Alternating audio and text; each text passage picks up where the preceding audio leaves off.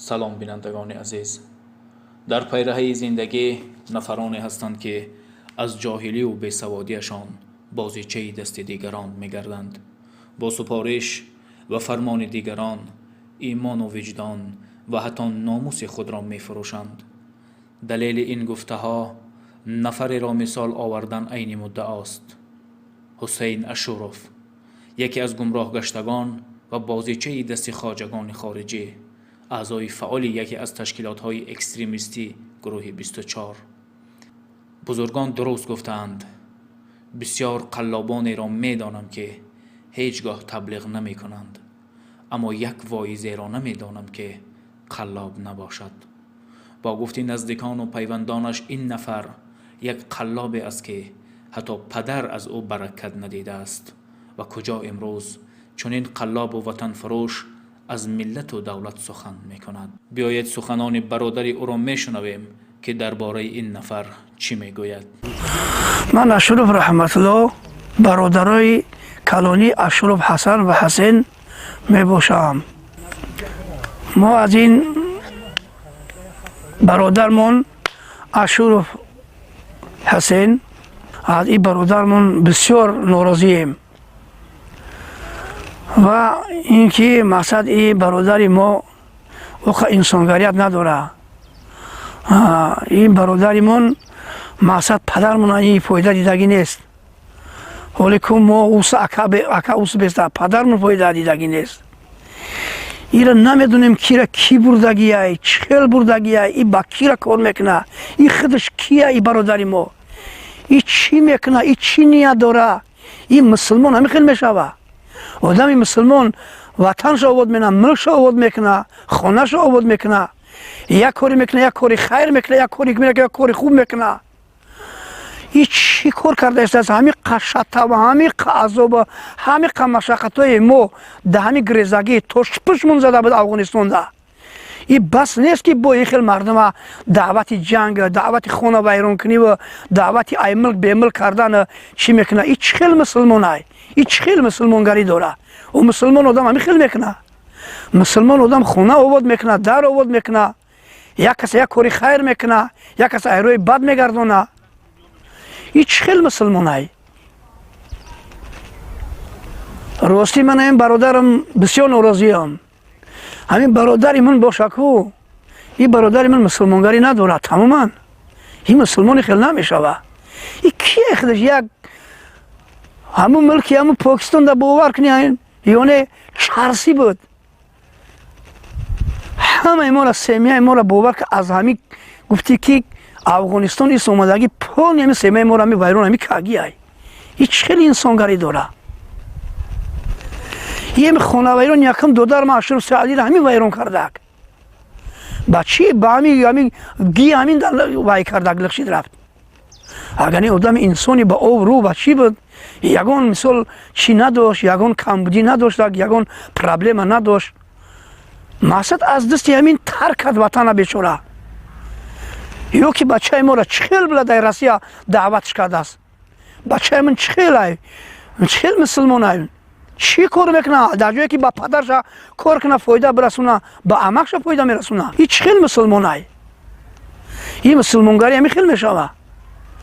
او پدسن یک به عقل نیوژلی همین را بگیری بری در روی بد یک روی در یک آدم های حرامی که ملک ویران میکنن، وطن ویران میکنن، آدم کشی میکنن، ملک ویران میکنن، خونه و در ویران میکنن، میسوزن. این چه خیلی مسلمان های. این مسلمانگری همین خیلی میشوه. این چه خیلی مسلمان های. چه خیلی خشا مسلمان میگه. این مسلمان نیست، تماما دین مذهب نداره، یگان انسانگریت نداره. انسانگریت همین خیلی میشوه.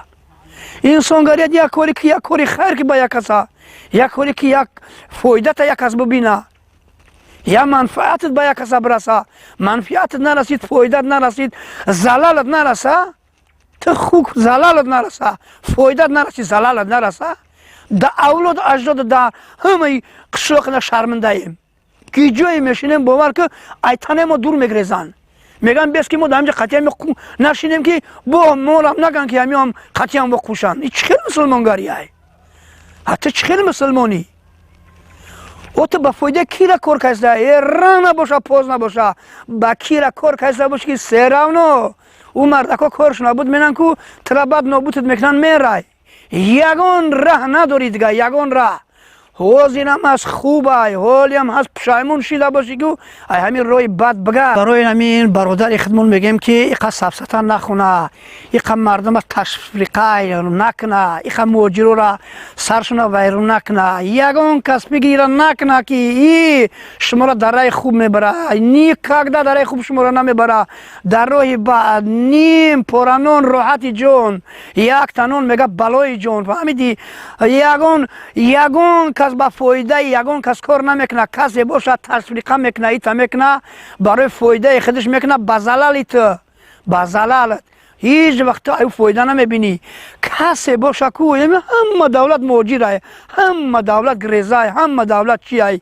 دوم دولت موجی نداره لوبوی دولت مهاجر دوله گریزه دوره در لوبوی جو جنگ ای در لوبوی جو جنجال ای در خونه جنجال میشود در کلن جنجال در همه جو جنجال گپ خبر هست نکی یگون کسه دعوت نکن که بیا جنگ و مسلمانی خدو دا 20 سال نه امود خونه چه آورد که اگیم 20 سال انا که اینه جنگ شاکو اوجه که من تا میرم که هیچ آورد که نمیتونیم دیگه چخیل مسلمانی تا نو ره رو آورد چی دای مقصد گپ که خونه چور در خونه چه اگ روز کردگی قسوم تا ایخ میلیونر میشیدی که یک از دست نمیگیری اکتای اپتای خوهرتای دودرتای یا اولوتای خیشتای یا تبورتای تا فکر تبگی کی با کی را کار کهست دای جمع کنی که والله قسمه که همش حسارت میمونن یگان کپک فایده نمیمونی یگان کپک این فایده تر بو کی میخربو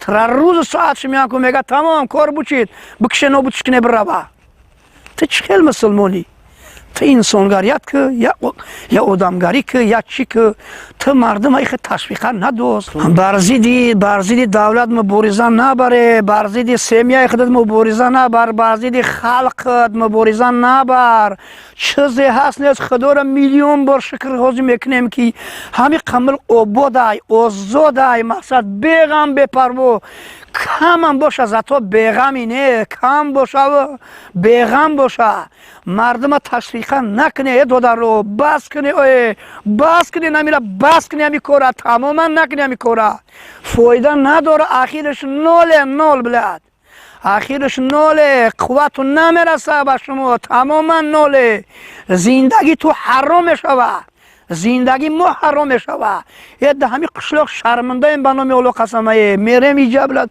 اوجا ایش میبینم میگه تنهی دور بسکی از ببینند که میگن با همین با هم تروریست های همتری چیه با هم تشویق دوزو های مسلمانی تشمو چخیلی شما یک کاری کنه که یک از فایده برسه یک احترامت کنه یک کاری کنه که مثال یک از بشناسد یک چیت کنه چخیل میگه مسلمانی و مسلمانی همی خیلی های با هم جنگ با عبرت با گریزدگی با هم دا شرمندگی با به اوروگی و با بلد آدم کشی و با آدم خری و چخیلی مسلمانی شما کرموش هیچ وقت بارون همه برانه خداوند این همش ملک در دست خداوند های خداوند حق همتیه حق بدخواه کسان به مرادش میرسد نیکگده به مقصد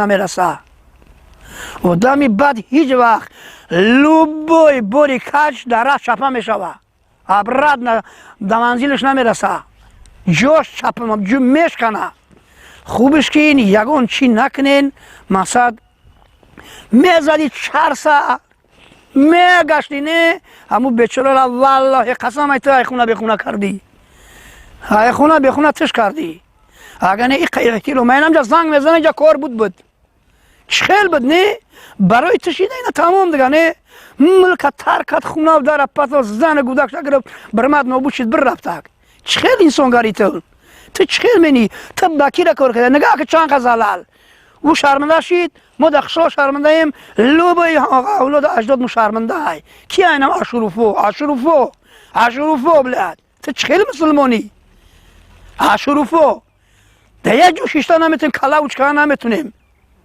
یک از بدون که انتخاب همو اشروفای ها میگه بس که همو تفریقه دوزای همو چیان همو تروریستان همو چیان چخیل میکنه و ملک همه خیلی اود منیم زندگی همه خیلی منیم دویم دغمیم ای دستی ترا دویم دا پرژیواتیم بس که اونش او برا بس که برایس نگاه نوبود شایه برا خطاب بکش دا خطاب نوب چی که ای چی اوله دا ساری موبلاد شما چه برنامه و سایت بعد برنامه قوتیل میگن بوتیل میگن چی میگن شما کرده مسجد تو را محکم کردن آدم را نمیمونن نماز خونه چی بچه عربستان محکمش کرده حج محکم کرده گیان مسجد تو اینا هوی وزد نماز بخون تیمان داشته باشی چه بسنم تا همین در دونی پویز نماز بخون در دونی سامانیات نماز بخون تو مسلمانی دمجا معلوم های خیلی نماز نمیخونن نماز میخونن خیلی نمیخونن تر روزه بگیری تر کی میگه که تر روزه نگی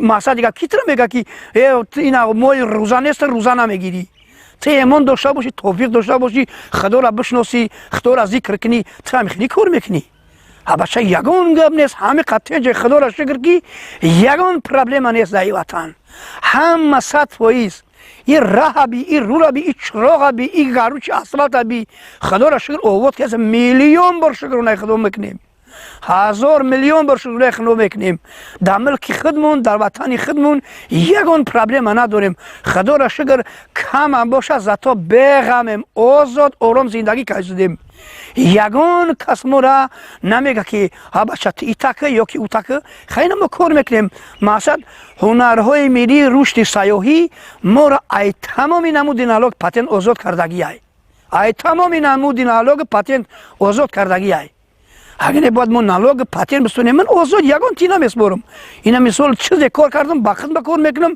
مهنت بخت میکنم خدا را شکر یافته خورده اسلام باور که 1000 کس میشناسم نه یک کس ده کس نه 1000 کس ده همین جد همین ملک خدم ده وطن خدم بشناسم بس همی با منه همین احترام همین مردم خدا را شکر با منه بس های تی یک کوره که بلد یک کس را احترام کنه تو بگه که بچه فلانی تو در خلق خدمت که شده یا مهنت که شده یا چی که او چی گپای او مسلمانگریش همین خیلی میشوه